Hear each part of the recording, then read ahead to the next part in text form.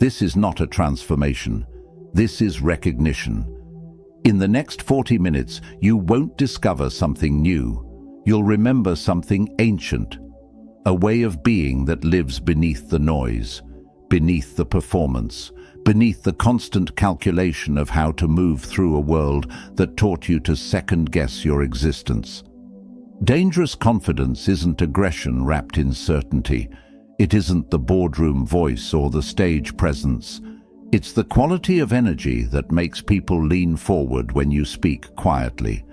The gravitational pull of someone who has stopped fragmenting themselves for comfort. The world is full of people performing confidence, chest out, voice loud, laugh forced. But you can feel the hollowness. You can sense the effort. Real confidence requires no amplification. It exists in the pause before you speak, in the steadiness of your gaze, in the way you don't flinch when silence stretches. Right now, you might be carrying invisible weight, the weight of chronic self-monitoring, the exhaustion of translating yourself into something more palatable, the subtle violence of editing your truth before it reaches your lips. This weight doesn't announce itself dramatically. It accumulates in small surrenders.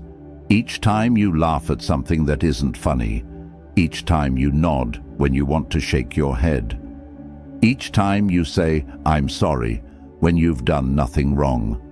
The cost is not always visible, but it's always felt. You feel it in how long it takes you to speak in meetings, in how you rehearse simple conversations, in how you need 3 days to recover from one difficult interaction. This video is not here to add strategies to your collection. You don't need another framework, another system, another set of rules to follow. What you need is subtraction, the removal of what was never supposed to be there, the fears that were planted, the doubts that were inherited, the performance that replaced presence. Philosopher Martin Heidegger spoke of thrownness, the idea that we're thrown into a world with pre-existing meanings, expectations, and scripts we never chose. Confidence is the work of examining what you were thrown into and deciding what to keep. The neuroscientist Antonio Damasio discovered that emotion precedes thought, that your body generates feeling states that shape your cognitive processing. This means confidence isn't just mindset work, it's nervous system work. Your body learns confidence through repeated experiences of safety, not through affirmations alone. Over the next 40 minutes, we're building something structural, not motivational thunder that fades by Tuesday, not temporary courage borrowed from someone else's words, but architecture, internal structure that holds regardless of external conditions. Each principle builds on the last. Skip nothing, rush nothing. This is precision work. And before we go any further, if this message already feels like it's speaking to you, support this channel. Like the video, share it with someone who needs their strength back. Subscribe if you're ready to build a calmer, stronger inner world. And comment to let this message move beyond the screen. We begin now. Type this if you're done playing small. I don't bend, I rise. Number 1. Stop performing certainty you don't feel. The confidence crisis of our time isn't that people lack confidence, it's that they're pretending to have it while suffocating underneath. You've seen it. The too loud laugh, the aggressive certainty that feels brittle. The person who can't tolerate being questioned because their entire presence is a construction, not a foundation. Dangerously confident people do something radical. They admit uncertainty without losing authority. They say, "I don't know," without their voice wavering. They say, "I'm still figuring this out," without diminishing themselves. They say, "I changed my mind," without defensive explanation. This is confidence matured beyond performance. Most people were taught that confidence means never showing doubt, never revealing process, never letting anyone see the scaffolding behind the finished building. So they construct elaborate facades. They speak in absolutes. They hide confusion. They fake fluency in topics they barely understand. And the cost is enormous. When you perform certainty you don't feel, you split yourself.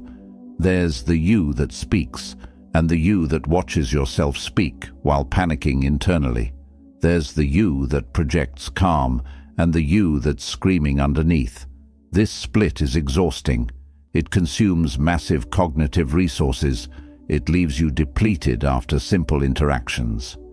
The psychologist Fritz Perls described this as the difference between dog life and bullshit life, the authentic existence versus the performed one.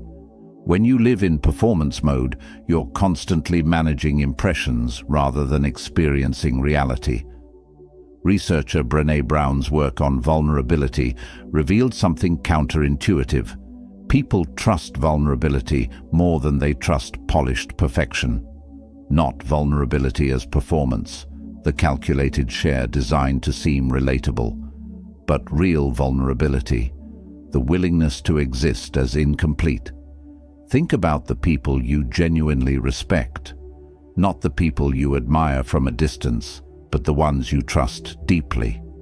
Chances are they've shown you their uncertainty, their mistakes, their evolving thinking, and rather than losing your respect, they gained it.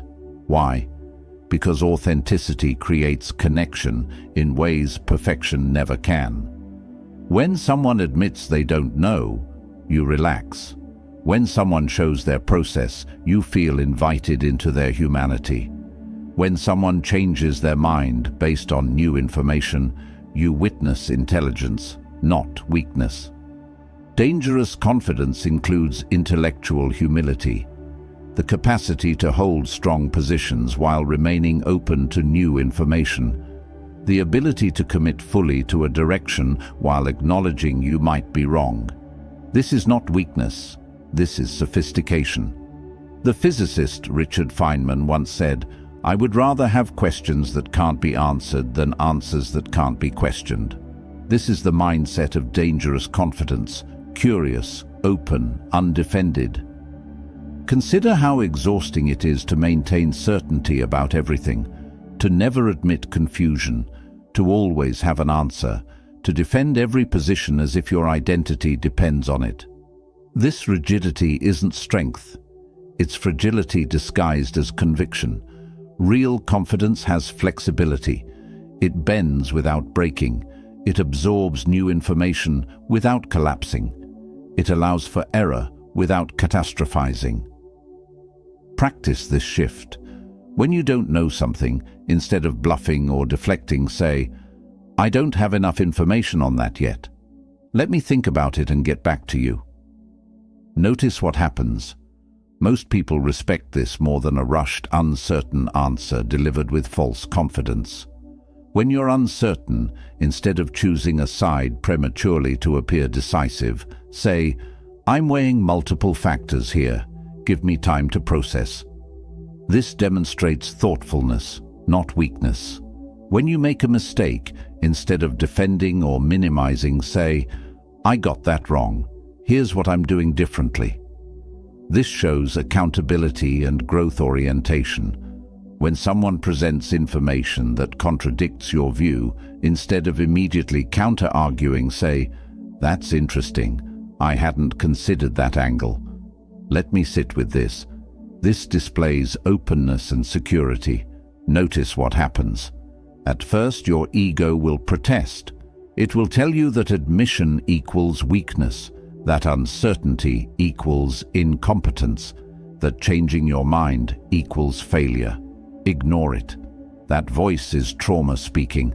It's the internalized judgment of systems that valued appearance over accuracy. It's the echo of teachers who punished questions, of parents who demanded instant answers, of peers who mocked confusion. But the people worth having in your life respond differently to honest uncertainty than your fear predicts. They lean in, they appreciate the honesty, they trust you more, not less. Your confidence should be flexible, not fragile. It should accommodate growth, not resist it. It should prioritize accuracy over ego. When you stop performing certainty, something releases. You stop using so much energy to maintain the performance. That energy returns to you. You become more present, more creative, more genuinely engaged, and paradoxically, you become more trustworthy.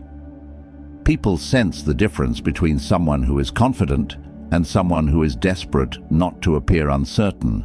The first feels solid, the second feels hollow. This shift transforms how you move through the world. You stop avoiding conversations where you might not have all the answers. You stop pretending to understand things you don't. You stop defending positions just because you once held them. You become someone who learns in public, who grows visibly, who treats uncertainty not as threat but as invitation. Number 2. Master the language of boundaries. Confidence lives or dies at the border between you and everything else. That border is called a boundary, and most people's boundaries are so porous they're barely there. You say yes when you mean no. You accept behavior you find unacceptable. You give time you don't have. You tolerate energy you don't want. And every boundary violation teaches your nervous system that you are not safe, even from yourself. Dangerously confident people have clear boundaries, not walls, not hostility, but clear, calm, consistent limits that protect their energy, time, and peace.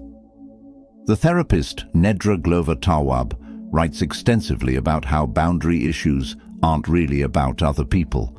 They're about your relationship with yourself. When you don't honor your own limits, you teach others not to honor them either. Boundaries are not mean, they're not selfish, they're not evidence of being closed off. Boundaries are structural integrity. Think of it this way. A house without walls isn't open, it's uninhabitable. You can't rest there. You can't be safe there. You can't exist fully there. Boundaries create the container in which you can actually be present. Most people struggle with boundaries because they confuse boundaries with rejection. They think saying no to someone is saying, "I don't care about you." But that's not what's happening. You're saying, "I care about myself enough not to betray my limits." Here's what boundary mastery looks like in practice.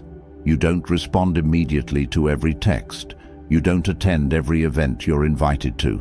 You don't explain why you're unavailable. You don't absorb everyone's emotional weather. You don't make yourself smaller to make others comfortable. You simply say, "That doesn't work for me." And then you stop talking. No justification, no elaborate excuse, no apologetic tone. Just a calm, clear statement of what is. At first, this will feel uncomfortable. You might feel guilty, selfish, mean. These feelings are not evidence that you're doing something wrong. They're evidence that you're breaking an old pattern. You were likely taught, implicitly or explicitly, that your needs matter less than others' comfort. That being good means being available. That love means having no limits. These teachings were false. Real relationships don't require you to dissolve yourself. They require you to exist clearly so others know how to be with you. When you have no boundaries, people don't know where you end and they begin. It creates enmeshment, not intimacy. Start practicing boundary language. Instead of, "I'm so sorry, I'm just really overwhelmed right now, I wish I could help," but say, "I'm not available for that." Instead of, "Maybe, let me see, I'll try to make it work." Say, "No, that doesn't work for me." Instead of tolerating behavior and then exploding later, say, "I need you to stop doing that. Watch what happens." Some people will respect your boundaries immediately. They'll appreciate the clarity. These are your people. Others will push back. They'll call you selfish. They'll guilt you. They'll test the boundary. This is information. People who genuinely care about you can handle your boundaries. People who only valued your usefulness cannot. Dangerous confidence is knowing the difference and letting the second group be upset. Your peace is not negotiable. Your energy is not public property. Your time is not a resource others are entitled to. If you're finished justifying your existence, write this now. I don't explain myself. Number 3. Develop emotional non-reactivity. Confidence is often measured by what you do, but the deepest confidence is measured by what you don't do, what you don't react to, what you don't internalize, what you don't need to respond to. Dangerously confident people have cultivated something rare, emotional non-reactivity, the ability to witness provocation, criticism, chaos or tension and not be hijacked by it. This is not suppression. This is not detachment. This is sovereignty. The Stoics called this apatheia, not apathy, but freedom from being controlled by external events. The Buddhist tradition calls it equanimity. Modern psychology calls it emotional regulation. Whatever you call it, it's power. Most people are reactive. Someone criticizes them, they defend. Someone challenges them, they fight. Someone withdraws, they chase. Someone attacks, they collapse. Their emotions are a puppet, and the world holds the strings. Confident people sever those strings. Psychiatrist Viktor Frankl, survivor of Nazi concentration camps, wrote, "Between stimulus and response there is a space. In that space is our power to choose our response. In our response lies our growth and our freedom. That space, that pause, is where confidence lives. When someone provokes you and you don't react, you demonstrate mastery. Not mastery over them, mastery over yourself. You show that their emotional state doesn't dictate yours, that their chaos doesn't penetrate your calm. This changes everything. Think about people who unsettle you. Chances are they're highly reactive. You never know which version of them you're getting. They're mood-dependent, weather-dependent, dependent on how their last interaction went. Now think about people who ground you. They're consistent, steady. They don't swing wildly based on circumstances. You trust them because their emotional state is internally regulated, not externally controlled. You can become this. Non-reactivity is a practice, not a personality trait. It's built through repetition, through choosing, again and again, not to be moved by things that used to move you. The neuroscientist Lisa Feldman Barrett's research on emotion construction shows that emotions aren't automatic responses to external events. They're predictions your brain makes based on past patterns. This means you can retrain your predictive patterns. You can teach your nervous system new responses. Every time you pause instead of react, you're rewiring. Every time you breathe instead of respond immediately, you're creating new neural pathways. Every time you stay calm when provoked, you're building emotional sovereignty. Here's how to build it. When someone criticizes you, don't defend, don't explain, don't counterattack. Simply say, "I'll consider that." Then actually consider it later when you're calm. If it's valid, integrate it. If it's not, discard it. Either way, you weren't controlled by it. Notice what happens in your body when you receive criticism. There's likely a tightening, a surge of heat, an impulse to defend immediately. This is your nervous system's old pattern. Don't obey it. Breathe. Let the wave pass. Then respond from center, not from reaction. When someone tries to provoke you, don't take the bait. Recognize provocation for what it is, an attempt to transfer their dysregulation to you. You don't have to accept the transfer. Stay calm, stay slow, watch them exhaust themselves. Provocateurs are looking for a reaction. They feed on your emotional response. When you don't provide it, they lose power. Your calm becomes destabilizing to their chaos. When something doesn't go as planned, don't spiral, don't catastrophize, don't create narratives about what this means about you or your future. Simply acknowledge, this didn't go as planned. What's the next move? Stay in problem solving, not panic.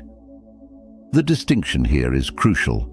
Panic is your nervous system reacting as if the situation is life-threatening. Problem solving is your prefrontal cortex engaging rationally. You can train yourself to shift from one to the other. When you feel triggered, don't act immediately. Create space. Go for a walk. Wait 24 hours before responding. Let the emotional wave pass. You'll often find that what felt urgent in the moment wasn't urgent at all. Triggers are old wounds being activated. When you're triggered, you're not responding to the present, you're responding to the past. Creating space allows you to distinguish between the two. When someone is angry with you, don't match their energy. Don't escalate. Don't defend. Stay grounded. Let them express. Listen without absorbing. Their anger is information, not an attack you need to fend off. This is especially powerful because it breaks the cycle of escalation. Most conflicts intensify because both parties keep raising the emotional stakes. When you refuse to escalate, the interaction has nowhere to go but down. The practice is simple. Lengthen the space between stimulus and response. At first, the space might be half a second, then 2 seconds, then 10. Eventually, you'll find yourself able to sit with intense discomfort without needing to discharge it. This is dangerous confidence because you become unpredictable in the best way. People can't manipulate you through emotion. They can't bait you into reactions that weaken you. They can't control your state. Your calm becomes unshakable, not because nothing affects you, but because you've learned to let things move through you without derailing you. Consider the person in a meeting who doesn't flinch when challenged, who doesn't rush to defend their idea when questioned, who listens fully before responding. This person radiates authority, not through aggression, but through stability. Or the person in a conflict who doesn't raise their voice, who doesn't match the other's intensity, who stays present and calm while chaos swirls around them. This person becomes the center of gravity in the room. This is what emotional non-reactivity creates. You become the still point around which everything else revolves. If pressure used to break you but doesn't anymore, claim this: calm under pressure. Number 4, reclaim your attention from external validation. You have a finite amount of attention. Every day you wake up with a budget. Where you spend that attention determines the quality of your life and the depth of your confidence. Right now, most of your attention is hemorrhaging outward. You're spending it on checking how your post performed, wondering what they meant by that comment, replaying that conversation, imagining what people think of you, monitoring your image, comparing yourself, seeking signs of approval. This is not living, this is auditing.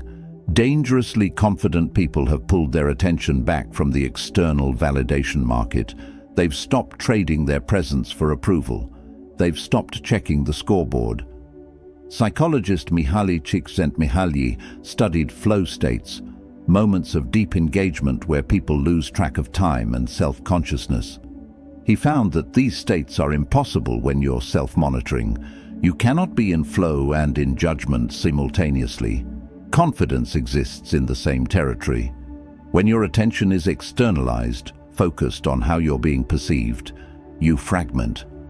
Part of you is doing the thing. Part of you is watching yourself do the thing. Part of you is imagining how others are watching you do the thing. This fragmentation is why social media is so exhausting. You're not just living, you're curating, documenting, performing, checking. The result is a life that feels like a dress rehearsal, never the actual show. The shift begins when you ask a different question. Instead of, "What will they think?" ask, "What do I actually want here?" Instead of, how am I being perceived? Ask, am I being honest? Instead of, did this get enough likes? Ask, did this feel true? This reorientation pulls your attention back to center. And when your attention returns, your energy returns, your presence returns, your confidence returns. Because confidence is not something you project outward, it's something you experience inward. Start this practice immediately. Notice when you're seeking validation. Don't judge it, just notice. I'm checking my phone to see if they responded. I'm seeking validation. The noticing itself begins to weaken the pattern. Set validation-free zones. Certain times, certain activities where you do not check, monitor, or measure external response. You just do the thing for the thing itself. Practice non-broadcasting. Do things without telling anyone. Let experiences be complete in themselves, without needing to be witnessed or validated. Delay checking. If you post something, don't look at responses for 24 hours. Break the immediate feedback loop that keeps you externalized. This is uncomfortable because you've been conditioned to seek external validation as primary feedback. But that conditioning is exactly what's keeping you from confidence. Real confidence is internal validation. The ability to know, without external confirmation, that you're on the right path, that your choices are aligned, that your presence matters. You don't need the crowd's applause to know you did something well. You don't need universal agreement to know you're right. You don't need likes to know you're valuable. The moment you reclaim your attention from external validation, you reclaim your life. You stop living in reaction to feedback loops. You start living from your center. And that center, that grounded, internally validated presence, is dangerously confident. If you're choosing self-respect over approval today, prove it. I choose myself. Number 5. Understand that confidence is built through micro-decisions. Most people are waiting for the big moment, the promotion, the opportunity, the relationship, the breakthrough. They think confidence will arrive when external circumstances change. It won't. Confidence is not a destination you reach when conditions are right. It's a muscle you build through thousands of small decisions that align with who you're becoming. Every micro-decision is a vote for the person you're becoming or the person you're leaving behind. You hit snooze or you get up. Vote. You speak your truth or you stay quiet. Vote. You honor your boundary or you collapse. Vote. You follow through or you make excuses. Vote. Confidence is the aggregate of these votes. Behavioral scientist B.J. Fogg's research on habit formation shows that tiny behaviors, when consistent, create identity-level change more effectively than dramatic overhauls. Not because tiny behaviors are inherently powerful, but because they're sustainable. You can't maintain heroic effort, but you can maintain micro-integrity. Think about confidence as trust. Trust between your present self and your future self. Every time you do what you said you'd do, trust increases. Every time you betray that commitment, trust erodes. This happens invisibly. No one sees these micro-betrayals. No one knows you said you'd work on that project and scrolled instead. No one knows you promised yourself you'd speak up and stayed silent. But you know, and your nervous system knows. Each betrayal registers as, I can't trust myself. Each integrity register as, I am reliable. Dangerously confident people are built on micro-integrity. They make small promises and keep them, not for performance, not for others, for themselves. Here's how to build this. Make promises you can keep.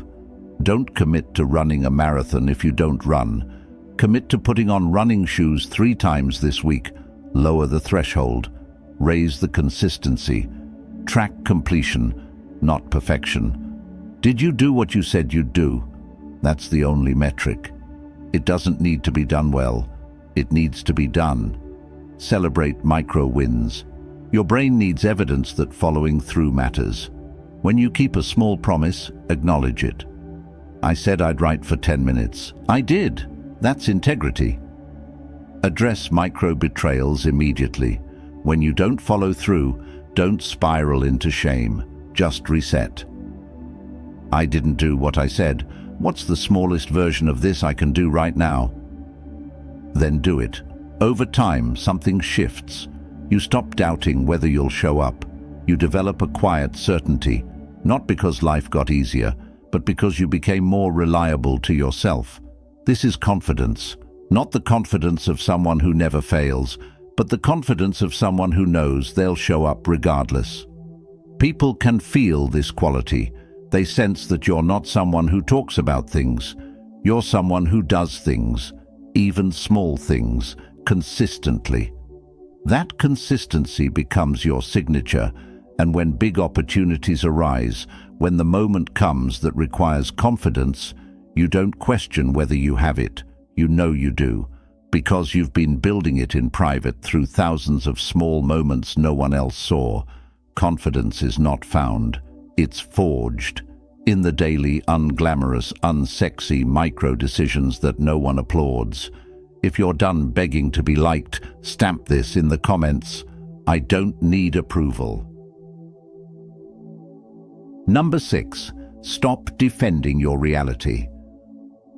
One of the most exhausting confidence leaks is the constant need to defend your reality, your choices, your boundaries, your perspective, your experience. When someone questions you, you immediately mount a defense. You gather evidence, you build arguments, you try to make them see what you see. This is not confidence. This is seeking permission to exist as you are. Dangerously confident people have stopped defending their reality, not because they don't care what others think, but because they understand something fundamental. Your reality doesn't require consensus. Think about how much energy you spend trying to justify your experience. Someone says you're overreacting, you explain why you're not. Someone says you're making a mistake, you defend your logic. Someone questions your choice, you build a case. Each defense is an implicit admission. I need you to agree with me for this to be valid. But you don't. The philosopher Ludwig Wittgenstein explored how language creates reality, how the words we use shape what's possible to think. When you constantly defend your reality, you're negotiating its existence. You're suggesting it's optional, dependent on others' acceptance. Confident people state their reality and let it stand. They don't need everyone to understand. They don't need universal validation. They know that their experience is their authority. This doesn't mean being rigid or unteachable. It means being self-authored. You remain open to new information without needing others to validate your current position. Practice this shift. When someone disagrees with your choice, don't defend. Simply say, I understand you see it differently. This is what I'm doing. When someone questions your boundary, don't justify. Simply say, this is what works for me. When someone invalidates your experience, don't argue. Simply say, I hear that you see it differently. My experience was different. Notice the pattern. You acknowledge their perspective without absorbing it. You state your reality without needing their agreement. At first, this feels vulnerable. You're not protecting yourself with explanations. You're standing exposed in your truth, allowing others to disagree. But something powerful happens when you stop defending. You discover that your reality doesn't collapse when challenged. It remains. Your experience doesn't disappear because someone questions it. It's still there. This builds profound confidence, the confidence of someone who knows that their inner experience is valid regardless of external confirmation.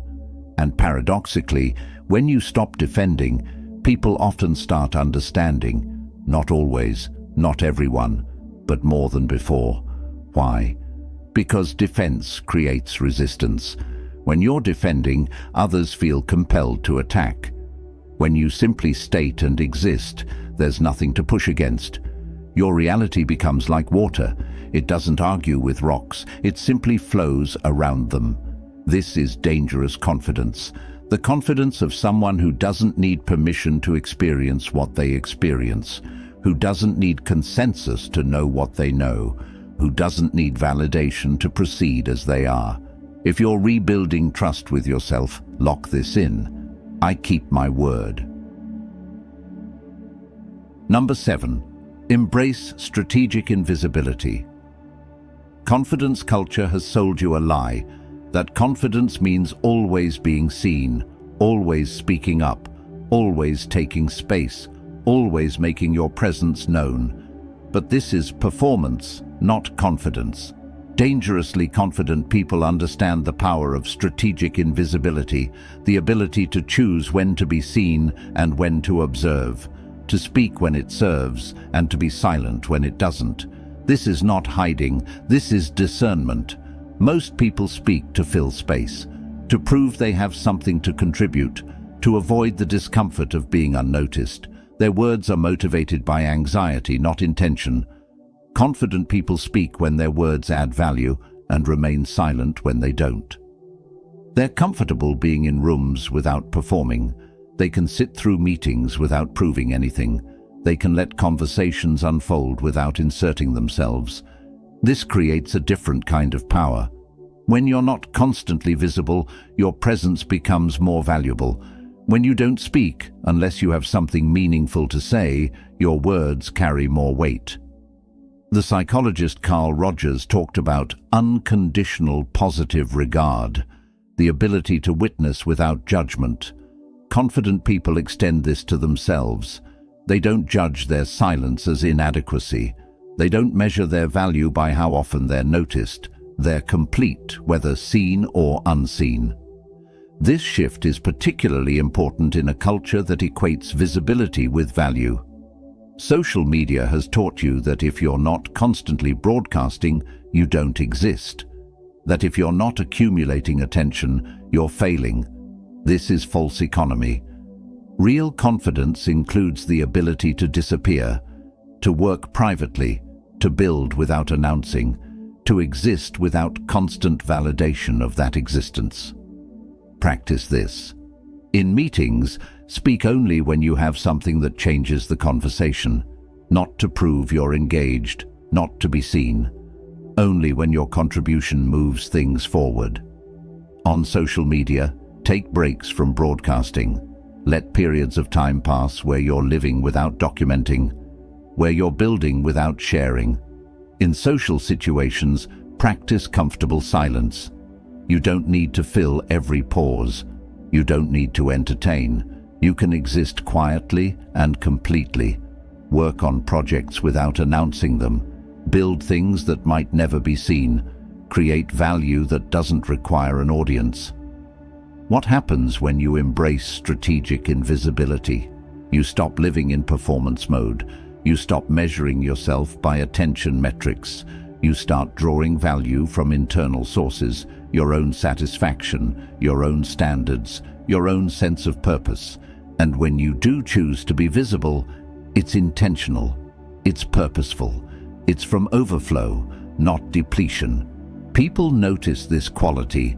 They sense that you're not trying to be seen, that your presence isn't needy, that you're complete whether they notice you or not. This is dangerous confidence, the confidence of someone who doesn't require an audience to know they matter. Dangerous confidence is not constructed, it's excavated.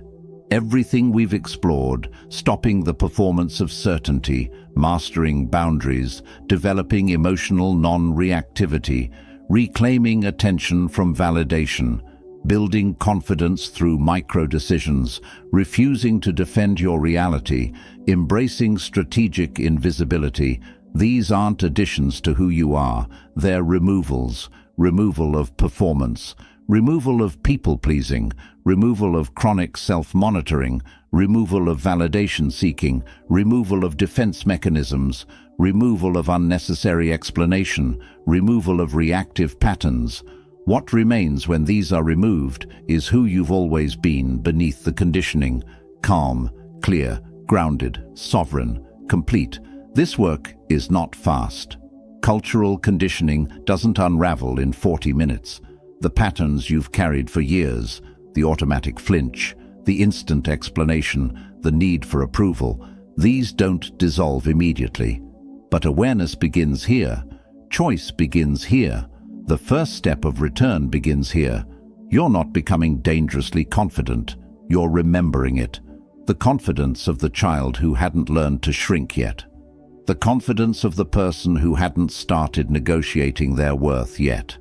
The confidence of the human who existed before the world taught them to be small. That version of you is not gone. It's buried. And every principle in this video is an excavation tool. Each time you stop explaining yourself, excavation. Each time you hold a boundary without apologizing, excavation. Each time you stay calm when provoked, excavation. Each time you choose self-respect over approval, excavation. Each time you keep a promise to yourself, excavation. Each time you let your reality stand without consensus, excavation. Each time you exist without needing to be seen, excavation. Layer by layer, you're uncovering what was always there. The philosopher Michelangelo described his sculpture process this way: the sculpture is already complete within the marble block before I start my work. It is already there. I just have to chisel away the superfluous material. This is what you're doing. The confident you is already complete. You're just chiseling away the superfluous material, the fear, the performance, the chronic self-betrayal. Now here's what matters most. What happens after this video ends? Because insight without action is just entertainment. Understanding without practice is just information. Awareness without change is just knowing you're stuck. The difference between someone who watches this and forgets it by tomorrow and someone who transforms is simple: repetition. Confidence is not a moment of clarity. It's 1,000 small moments where you choose differently. One moment where you don't explain. One moment where you enforce your boundary. One moment where you don't react. One moment where you don't seek validation. One moment where you keep your word. One moment where you let misunderstanding exist. One moment where you stay present without performing. These moments accumulate, they build, they compound. And 6 months from now, you won't recognize the person you were today, not because you became someone else, but because you finally became yourself fully. The people in your life will notice. They won't necessarily understand what changed. They'll just sense something different, something solid, something they can't shake or manipulate or guilt. Some will appreciate it. They'll treat you with more respect. They'll match your energy. They'll show up differently. Others will resist it. They'll test your boundaries. They'll provoke you. They'll tell you you've changed, and they won't mean it positively. Both responses are information, not instruction. Let them respond however they respond. Your job is not to control their reaction. Your job is to remain grounded in your truth. This is the final layer of dangerous confidence, unwavering self-trust in the face of external turbulence. You know who you are. You know what you stand for. You know what you will and won't tolerate. You know what you need. And you honor all of it, regardless of who agrees. This is not arrogance. Arrogance needs to prove itself. Arrogance performs. Arrogance seeks validation through dominance. This is quiet, unshakable self-knowledge. The kind that doesn't need to announce itself, the kind that doesn't need to convince anyone, the kind that simply is.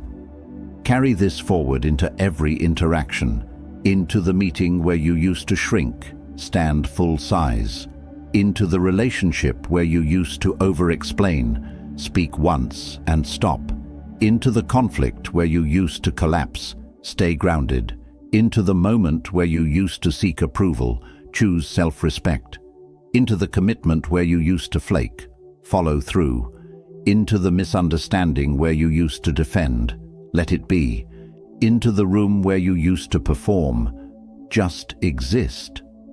This is how confidence becomes your default, not your exception.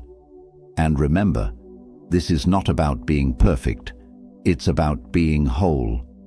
You'll still have moments where you over-explain, where your boundary wobbles, where you react instead of respond, where you seek validation, where you break a promise to yourself, where you defend unnecessarily, where you perform instead of being present. This is human. The difference is you'll notice it faster, you'll correct it quicker, you'll return to center with less drama. That's growth, not never falling, but falling less frequently and recovering more rapidly. If this message served you, serve it forward. Like this video, share it with someone who's been quietly eroding, someone whose confidence has been leaking for years, someone who needs to remember they're allowed to take up space. Subscribe for continued guidance on building a grounded, sovereign life, because this conversation doesn't end here. This is foundational work, but there's more. More on maintaining confidence in toxic environments, more on rebuilding after it's been shattered, more on teaching these principles to the next generation, more on integrating confidence with compassion, because dangerous confidence is not cold confidence. This channel exists to support your continuous return to self, and if you feel stronger than you did 40 minutes ago, seal it. Unshakable confidence. You're not becoming someone else. You're finally standing as yourself, fully, unapologetically, dangerously. The version of you that doesn't shrink, the version of you that doesn't perform, the version of you that doesn't apologize for existing. That version has always been here. Welcome home.